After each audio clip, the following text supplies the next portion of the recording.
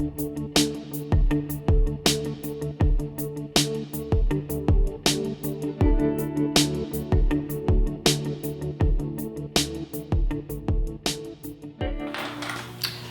I'm Lynn Fishman. Thank you for joining us.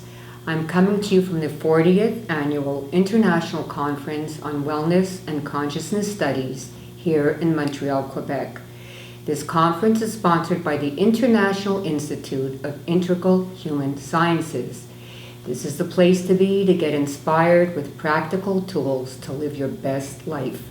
I am super excited to tell you that I'm here with Dr. Raymond Moody. Dr. Moody is a psychiatrist, the father and pioneer of near-death research, a prolific author, and an international speaker. Dr. Moody, so glad to have you here. So good to be with you, Lynn, Yes. as usual, as always. It's been a busy day. It has been, but we've busy had a day. good time. So, Dr. Moody, let's talk a little bit about near-death experience. Where are we in our research in 2015? I think the most important recent development in near-death studies has been the medicalization of interest in this. Recently, the Missouri Medicine Journal, which is one of the best medical journals in the United States, has had an 18-month series of articles by physicians who have either studied near-death experiences or who have had near-death experiences. So this is now, in a way, has aroused an entirely new level of interest among medical doctors. Plus,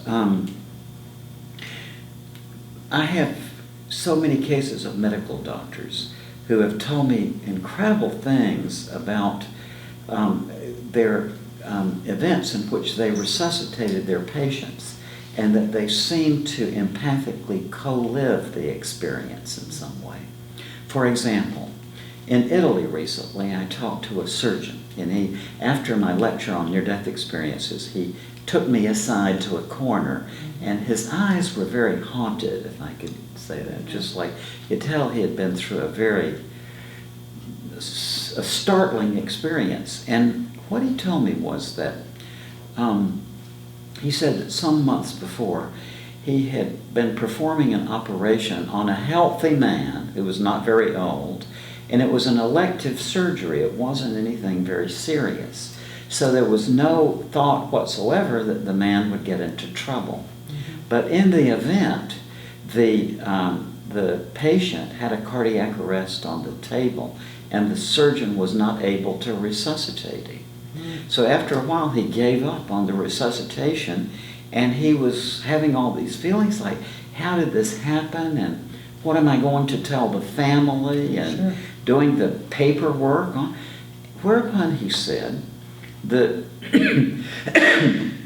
whereupon the surgery doors opened, the doors to the operating room, and a woman came through, and the surgeon told me at first he thought that this woman was psychotic, or he was like that she was a lunatic and that she was raving. And he said, what is this? And he said, as he tried to listen to what she was saying, that what she was saying was, she said, my husband is not dead. She said, I was in the waiting room, and my husband came to me, and he said for me to come in here and to tell you that he's not dead.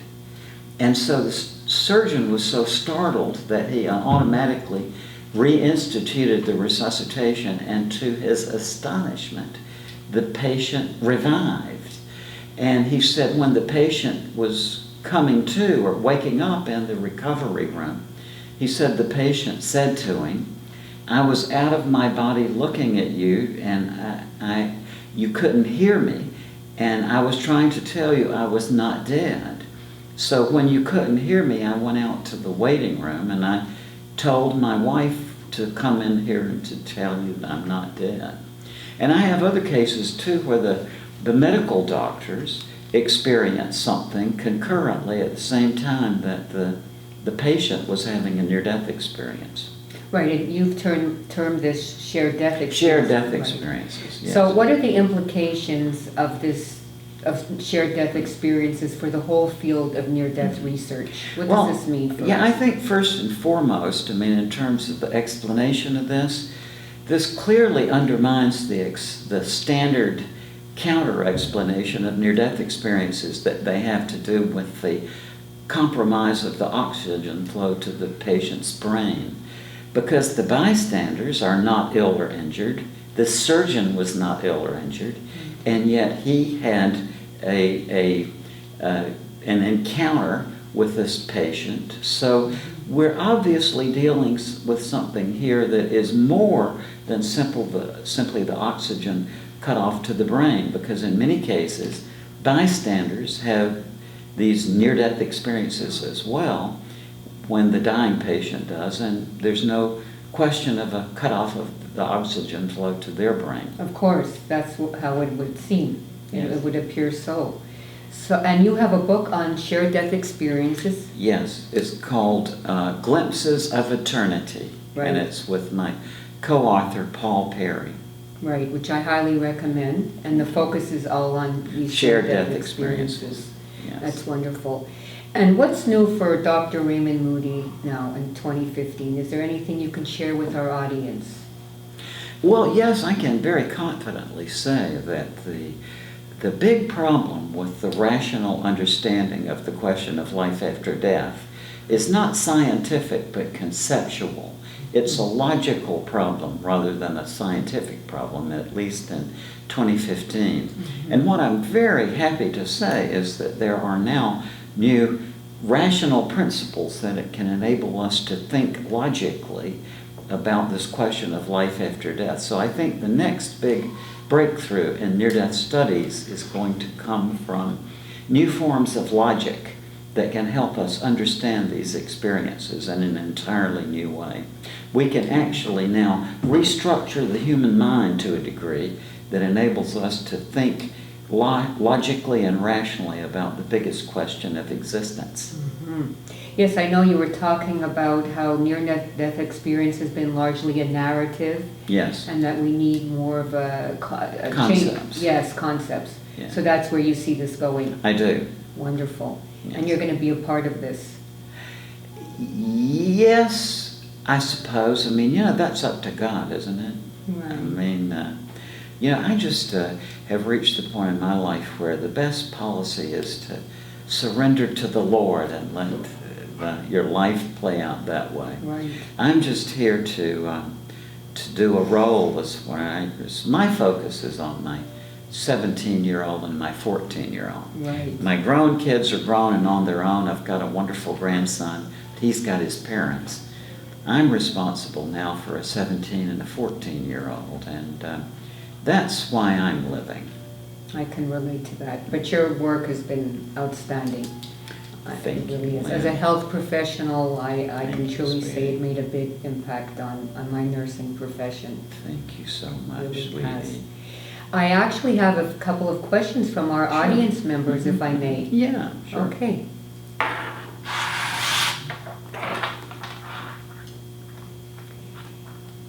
So. And by the way, I would hope that everyone listening to this and watching this will make some effort to come to the next conference that we give and to maintain contact with our organization. Thank you. Yes, this is the place to be. It's we've always been an avant-garde conference, and it continues to be so. And now more than ever, we need to learn and associate with others who are looking to make the world a better place and looking to make their lives a better place, and it's so important. So here, our first question comes from Sharon, and she asks, what is the most famous near-death experience in history? I think it's probably the story in Plato's Republic of the warrior who was apparently killed on the battlefield, but during his funeral he sat up and he told the story of leaving his body and going through a passageway into another world where he saw his life reviewed. And not just Plato, but numerous early Greek philosophers were fascinated by this case. He certainly is the most famous, I think. Interesting.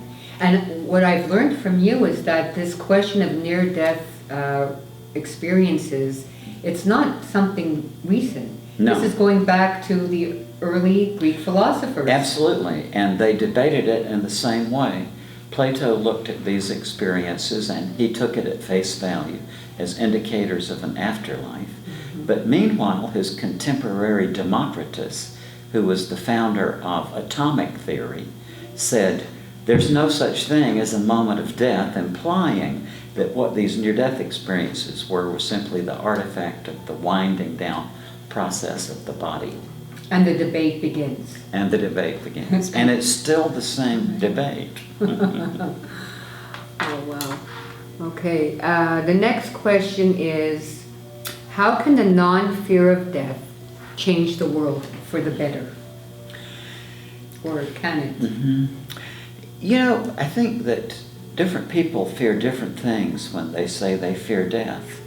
Some people fear the pain that they feel might be associated with it. Right. Other people fear being separated from their loved ones. Mm-hmm. Some people fear that they might go to some terrible hell. And some people are just fearful of the unknown. Some people are fearful of the loss of control. But whatever the basis of the fear is, I think that the prevalence of these near-death experiences can give us a better way of living. In my psychiatric practice, I've seen a lot of people how their fear of death really prevents them from living a full life. Mm-hmm. But when the fear of death goes, you can live a much richer and happier life. Well, I think you've answered my last question. And I'm just going to get my glasses for this one. Nancy writes, how can conversations about death and dying begin at an earlier age instead of being seen as something to be afraid of? I think the fear of death and dying that is so prevalent in our society makes it difficult to reach the next level of embracing life. That's a wonderful thought. And I don't know the answer, but the thought that we might introduce these ideas about near-death experiences to children at a very young age, Mm-hmm. I think that's a very intriguing idea. Okay. I wouldn't know how you would go about doing it because I'm not an expert on children and so on, but I bet you that a good children's author and maybe pediatrician or whatever who specializes this would be able to present this material to children in a way that would be very helpful. Mm-hmm. It would. And I know that people who have near-death experiences as children, for the rest of their lives, it's a very big part of their life, that they very early in life learn that there's nothing to fear in death. Mm-hmm. That's powerful. So Dr. Moody, share with our audience where we can reach you. How can you be reached? You know, my web address or my email address is raymondnde@aol.com, and I would love to communicate with anybody who writes. Right, and Dr. Moody also has a Facebook page where we can come and read up on what's new with you. That's right, I do. I'll just be quite honest to you, Lynn. I don't even use computers myself. I still write longhand. But what happens is that somebody gives me the communications and then I write back. Perfect, So, because that I see your updates on what you're up to, because you're always busy. yeah. Well, I want to thank you so much for Thank doing you, this Lynn. for us. We were so Thank you, pleased to have sweetie. you. It's always We good to love be you. with you. We love you. I love you, darling. And I want to say thank you to you too. Thanks for joining us, and hope to see you at the conference this year or next year coming. Bye for now. Bye-bye.